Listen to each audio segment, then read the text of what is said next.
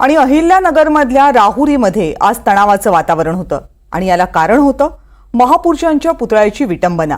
राहुरमधल्या बुवाशिन बाबा तालमीमध्ये असलेल्या महापुरुषांच्या पुतळ्याचा विटंबनेचा प्रकार बुधवारी उघडकीस आला आणि शहरात तणावाची परिस्थिती निर्माण झाली। मोठ्या संख्येने जमाव एकत्र आला। जमावानं नगर मनमाड रस्त्यावर जवळपास 3 तास रास्ता रोको आंदोलन केलं।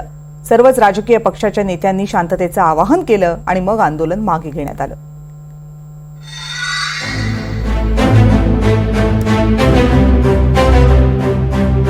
राहुरी शहरातील बुवासिन बाबा स्थानाच्या लगत असलेल्या बुवासिन बाबा तालमीतील महापुरुषांच्या पुतळ्याची विटंबना झाल्याची माहिती बुधवारी राहुरीत पसरली। दुपारनंतर ही बातमी शहरात पसरली आणि संध्याकाळपर्यंत राहुरीत तणावाचं वातावरण तयार झालं। त्यांची मागणी होती का पूर्वीपासून बुवासिन बाबाचं ही हिंदूचं मंदिर होतं, तिथं हिंदू मोठ्या प्रमाणामध्ये दर्शनाला येत असतात आणि त्याच ठिकाणी व्यायामशाळा म्हणून आपले मुलं व्यायाम करण्याचं काम करत होते। परंतु ती करत असताना जी काय छत्रपती शिवाजी महाराजाच्या पुतळ्याला तोंडाला काळं फासण्याचं काम केलं तर जे काय गुन्हा केला असेल कोणी त्यांना कायदेशीर कारवाई होऊन त्यांना गुन्हा दाखल होऊन अटक झाली पाहिजे।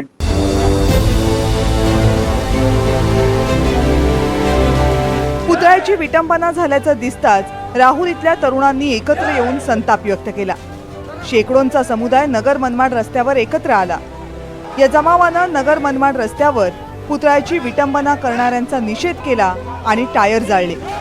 जमावानं शहरातून निषेध मोर्चा काढताच व्यापाऱ्यांनी दुकानं बंद करून घेतली। पोलिसांनी जमावाला शांत राहण्याचं आवाहन केलं। त्या आरोपीला पकडावं म्हणून जवळजवळ 2 तास नगर मनमाड रोडवर त्या ठिकाणी शांततेच्या मार्गाने आंदोलन केलं, रस्ता रोको केला आणि आपल्या मागण्या त्या ठिकाणी पोलिसांच्या त्या ठिकाणी मांडल्या।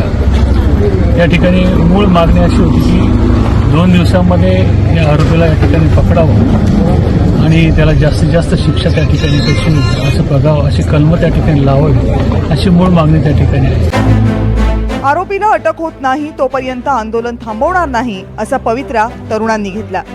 शहरातली परिस्थिती लक्षात घेऊन दंगल नियंत्रण पथकही तैनात करण्यात आलं। त्यामुळे आपले जे पोलीस प्रशासन आहे ते लवकरात लवकर इथे पोहोचलो आणि त्यांना ते जे लोक आहेत त्यांना ते मॉब होतं त्यांनी हाताळला। आता इथे आपण ते नगरपालिकेचे हरीशचंद्र वसंत दिवाल त्यांची फिर्याद आपण दाखल केलेली आहे। त्या फिर्यादच्या अंतर्गत आपण गुन्हा दाखल केलेला आहे आणि पुढे तपास आपली राहुरी पोलीस करत आहेत।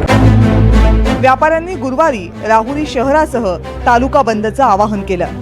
गुरुवारी दिवसभर पोलिसांनी राहुरी शहरासह ग्रामीण भागात गस्त सुरूच ठेवली। सुनील दवंगे, NDTV मराठी, अहिल्यानगर।